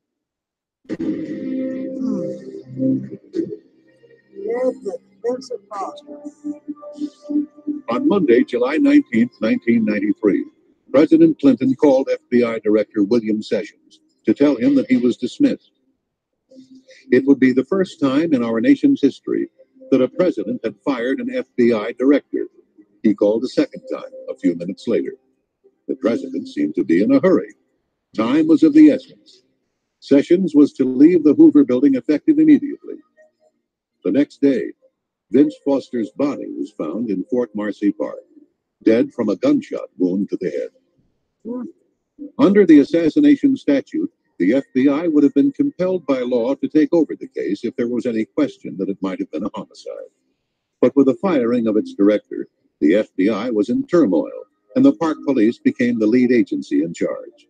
The Park Service had neither the depth nor the experience to investigate a case of this magnitude, which led many to ponder the question, was it the intention of the White House to limit the scope of the investigation? Nope. Vince Foster had been a close friend of Bill Clinton's in their boyhood town of Hope, Arkansas. As Deputy White House Counsel for the Clinton administration, Foster became the highest-ranking U.S. government official to die under mysterious circumstances since President John F. Kennedy. He, more than anyone else, knew the financial secrets of both the campaign of 1992 and the Clinton presidency, just as he knew the secrets of the Rose Law Firm and of Hillary Rodham Clinton's business and financial dealings over the previous decade, dealings that would become the subject of numerous investigations.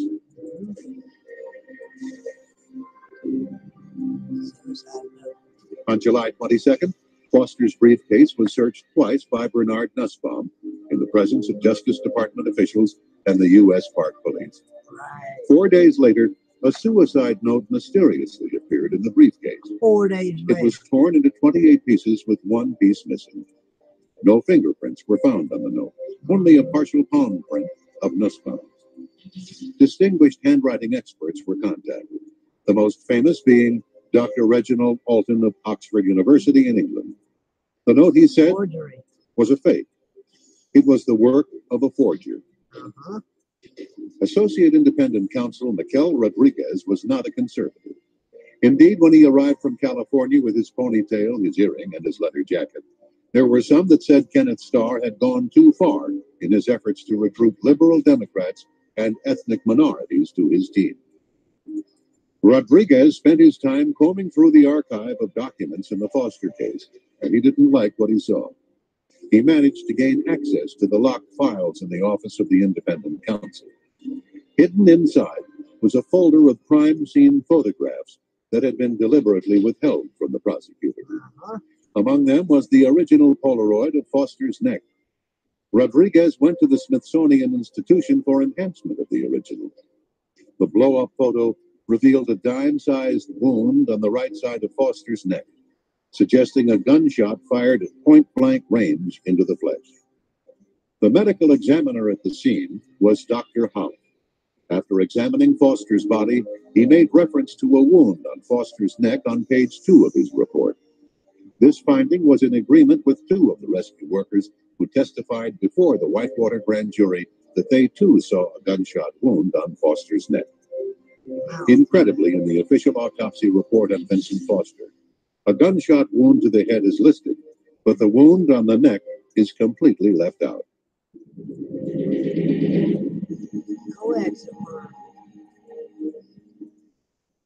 The official autopsy conducted by Dr. Beyer states that there was a large 1 by 1 1/4 inch exit wound found on Foster's head.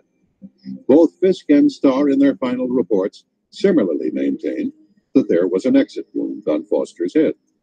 However, this is in direct conflict with those who examined the body at the scene.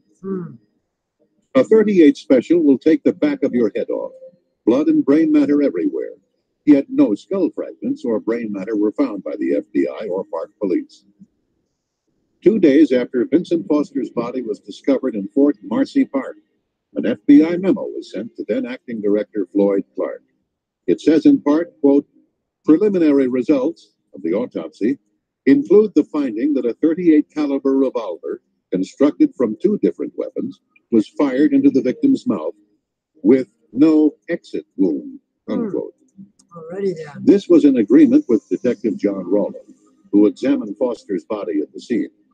He agreed that there was no exit wound, and in fact stated that he thought the bullet might still be lodged in Foster's head. Paramedics Corey Ashford and Roger Harrison put the body in a bag for transport to the morgue, yet neither of them saw an exit wound or any blood, either on the body or on the ground beneath the body.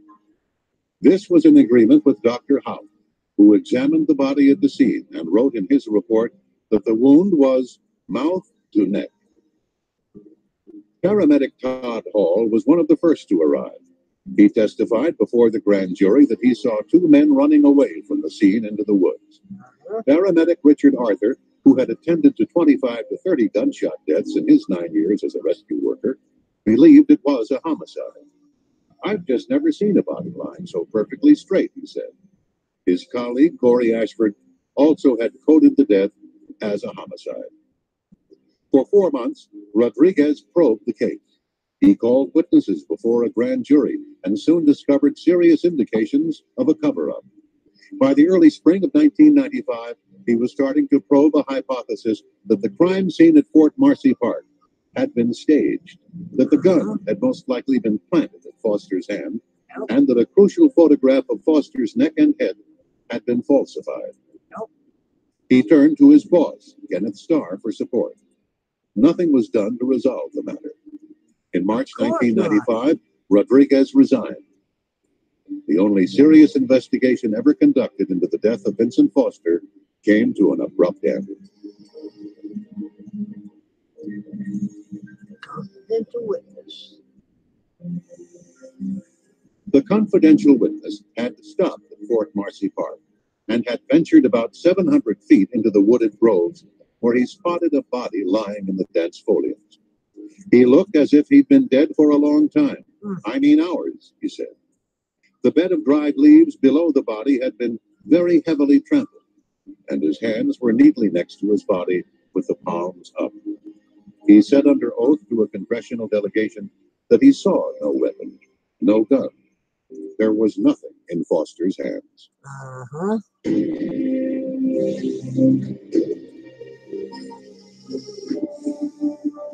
A Park Police Polaroid shows a .38 Colt revolver hooked on Foster's thumb.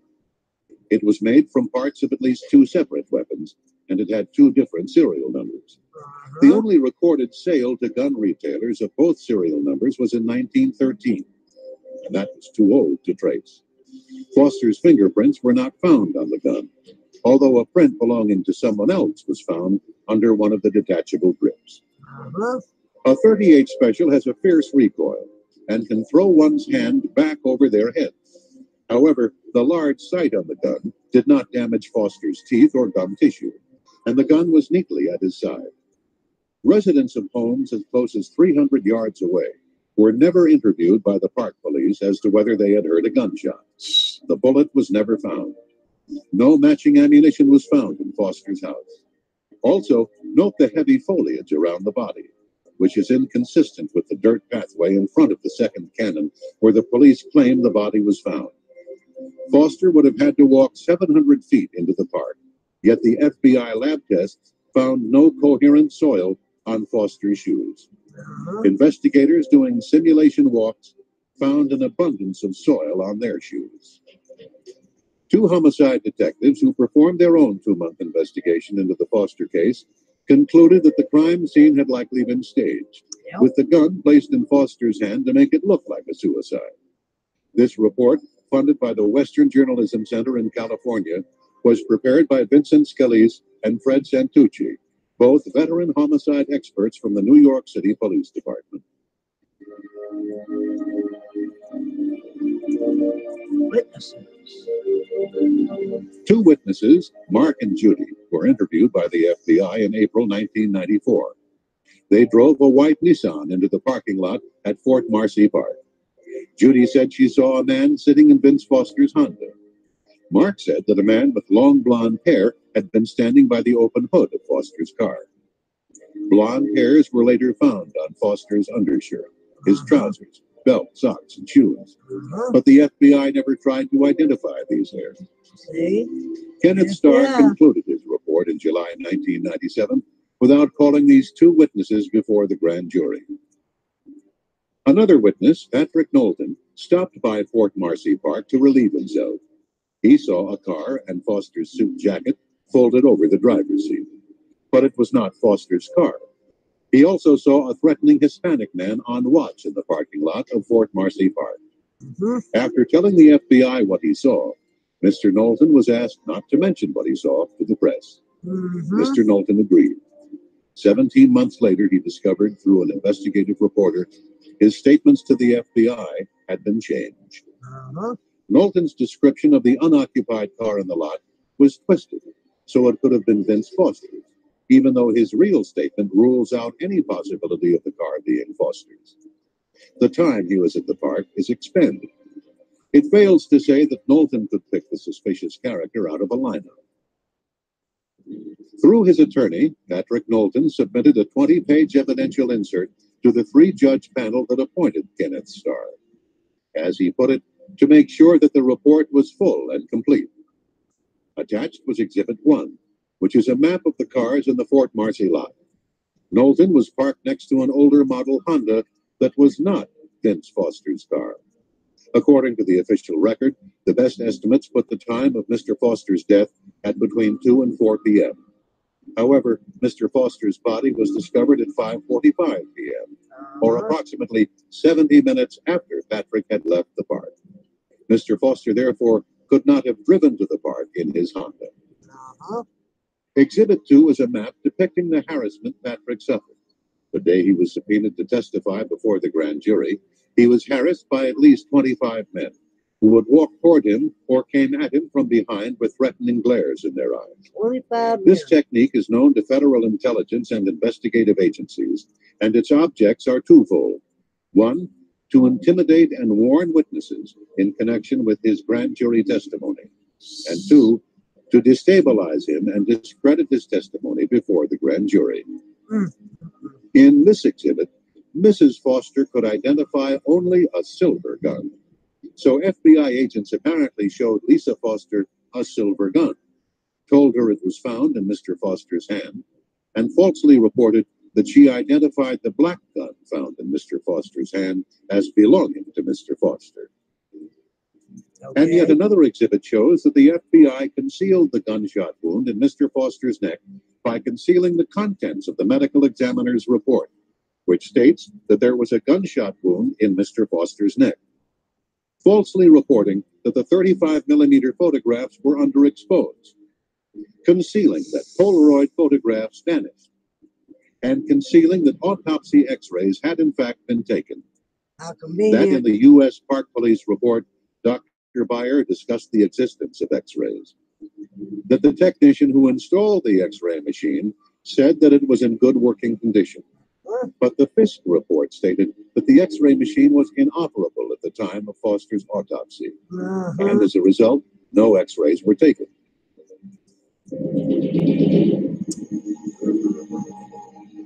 So damn crooked. The sequence is crystal clear. In his notebook, Detective Rollo writes, "Dead body, Fort Marcy, warm sunny day." His handwritten notes also indicate that he called the Secret Service at the White House at 6:45 p.m. 20 minutes later, at 7:05 p.m., Secret Service logs show that Patsy Thomason checked into the offices of administration, where Vince Foster's office was. Foster had kept important documents on Whitewater and other matters in his safe.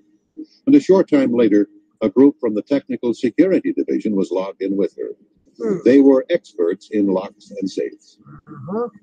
Trooper Roger Perry was on duty at the guard shack of the Arkansas Governor's Mansion when a call came through from the White House.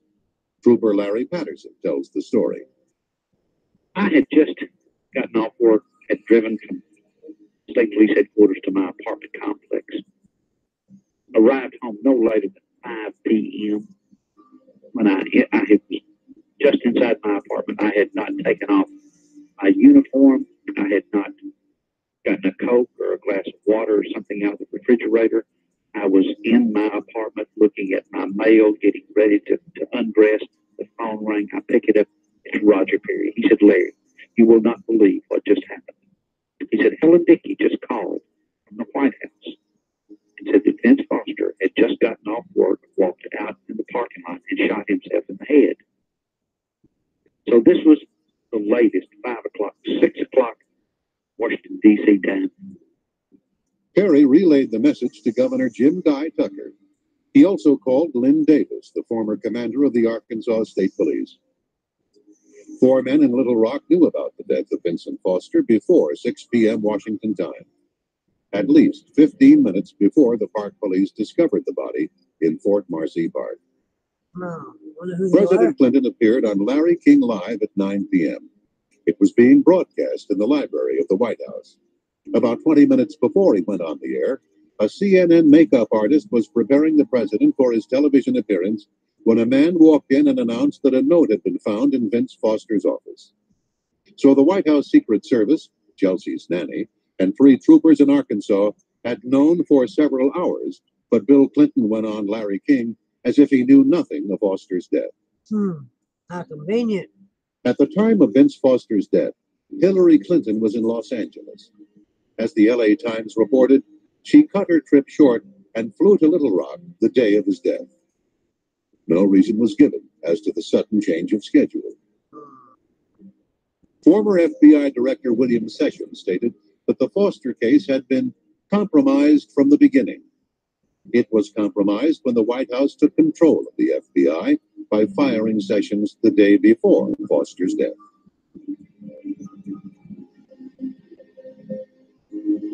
Don't believe a word you hear. It was not suicide. It couldn't have been. That's right. Jerry Parks murder. And all this got to do with Gerald Clinton. Parks was a Little Rock private investigator who became deeply enmeshed in the Clinton political machine. He later became head of security for the Clinton-Gore National Campaign headquarters in Little Rock.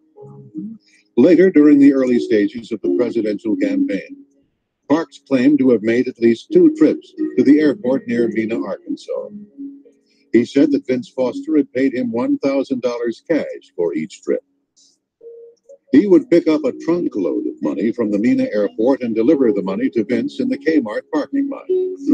Jerry's wife, Jane, was the manager of an apartment complex where Bill Clinton's brother Roger was living. Many times the governor would appear and indulge in marijuana and cocaine with his brother. Girls as young as 17 or 18 years of age were sometimes there to party with the Clinton brothers. When Jane told her husband about the goings-on in Roger Clinton's apartment, he began to write down names, dates, and license plates. He snapped photos from another balcony. Over a period of time, Parks had collected a thick dossier on the comings and goings of Bill Clinton. Jane Parks revealed that her husband had carried out sensitive assignments for the Clinton circle for almost a decade, and the person who gave him his instructions was Vince Foster. Foster had called the Parks home more than 100 times, identifying himself with the code name the Congressman. By the late 1980s, Vince trusted Parks enough to ask him to perform discreet surveillance on the governor. He needed it for Hillary, because she wanted to gauge exactly how vulnerable her husband would be to charges of philandering if he decided to launch a bid for the presidency. Jane claims that about a week before his death, Vince Foster telephoned her husband. Hillary was worried that there might be something in the files that could cause damage to Bill or herself. Jerry told Vince Foster that there was indeed plenty to hurt both of them. But you can't give her those files. That was the agreement. A few days later, Foster again called the Parks residence. He was calling from a payphone. He said he was going to meet Hillary at the flat, and he was going to give her the files. Parks then said, "You can't give Hillary those files. She's capable of doing anything." 2 days later, Vince Foster was dead. Now, see, that's who the Clintons were. Now, if you didn't get the heads up on that, to those that are on the left of the Clintons and all the Democrats, I feel for you. I really do. Because I tell you what, it if they were to ever be president again, I know I wouldn't vote for them. There ain't no way in the world I'd vote for these two people and anything they got connected. So, I mean, I tell you what, got people, we need to make a stand with Trump and put his past in the past, and let's stand with him because, you know, I think we've been through enough. Okay, we've had enough killings, we've had enough backstabbings, we've had enough two-faced people and druggies and all this other crap that these two people have involved so many other people into their scams and games. Okay, now I don't know much about Trump, but I do know that I used to watch him on The Apprentice, and you know what he did behind the scenes and all that. That's all. That was way before he became president.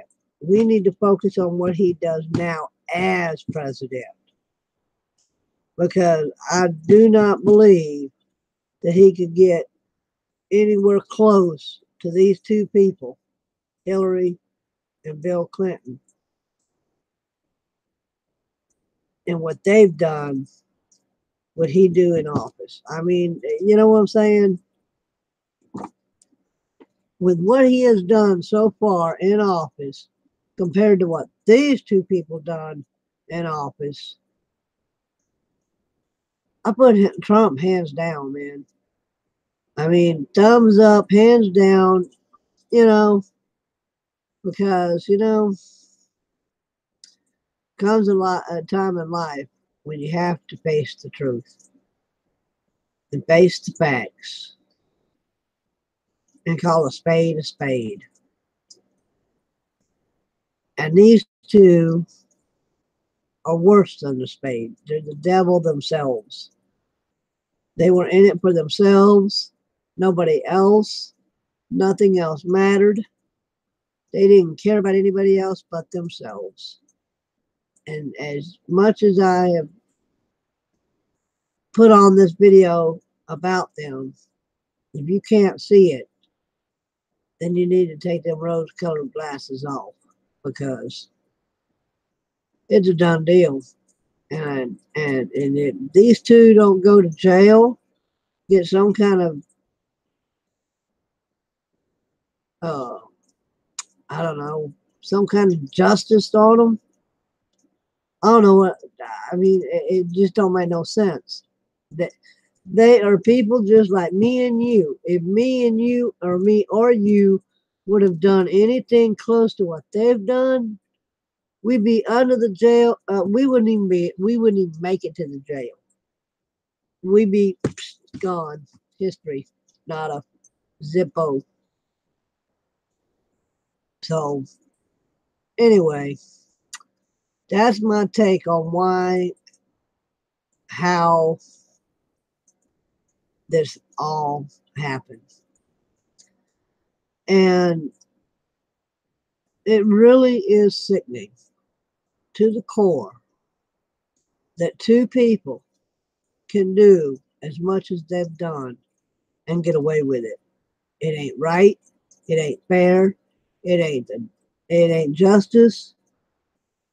And I sure hope one day I'm alive enough to see these two get behind bars and live the rest of their lives there. Murder is a capital offense.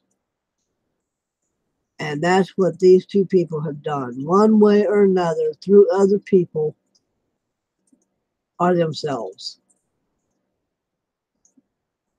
Either way, hands down, they need to be imprisoned. That's my take on it. Whether you see it or not is a different point of view. But this is just crazy. So what if they're out of office? That still don't make it right. Okay? What would make it right is the justice for all the people, these two people, and other people have killed and got away with it. That's what I'm saying. It ain't right. It just ain't right. So, I mean, like I said, how does this happen? How does this happen?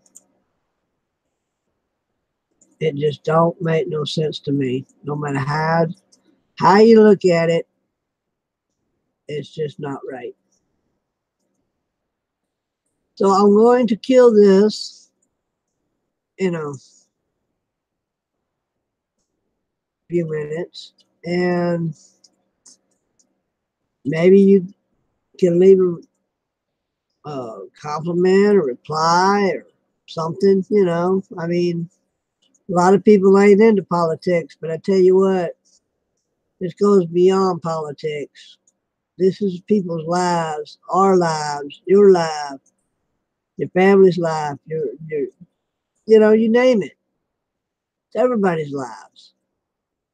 Whoever is accepted in the White House or voted into the White House affects us all. Okay?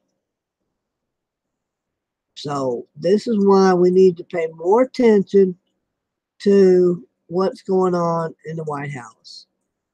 I don't mean constant, but like, keep an eye on it. Because with what went on back then, up until Obama, and then Obama did his little doodad, and now we got Trump in there. So, you know what I'm saying? It can't get no worse. God forbid if it does. So that's just what I got to say about it all. But anyway, I am going to put a link to a puzzle in here for you. Like I said, you just open up another tab, and you put this link in there. Okay. And just start working on a puzzle while you're listening to this, because I tell you what, you get more out of it when you concentrate on one thing and listen to another. You know what I'm saying? And that's how come I made this video. So with that said, I'm going to kill this and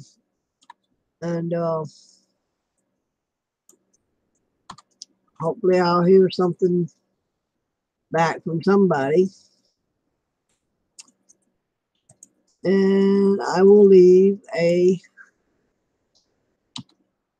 link to the jigsaw puzzle on here.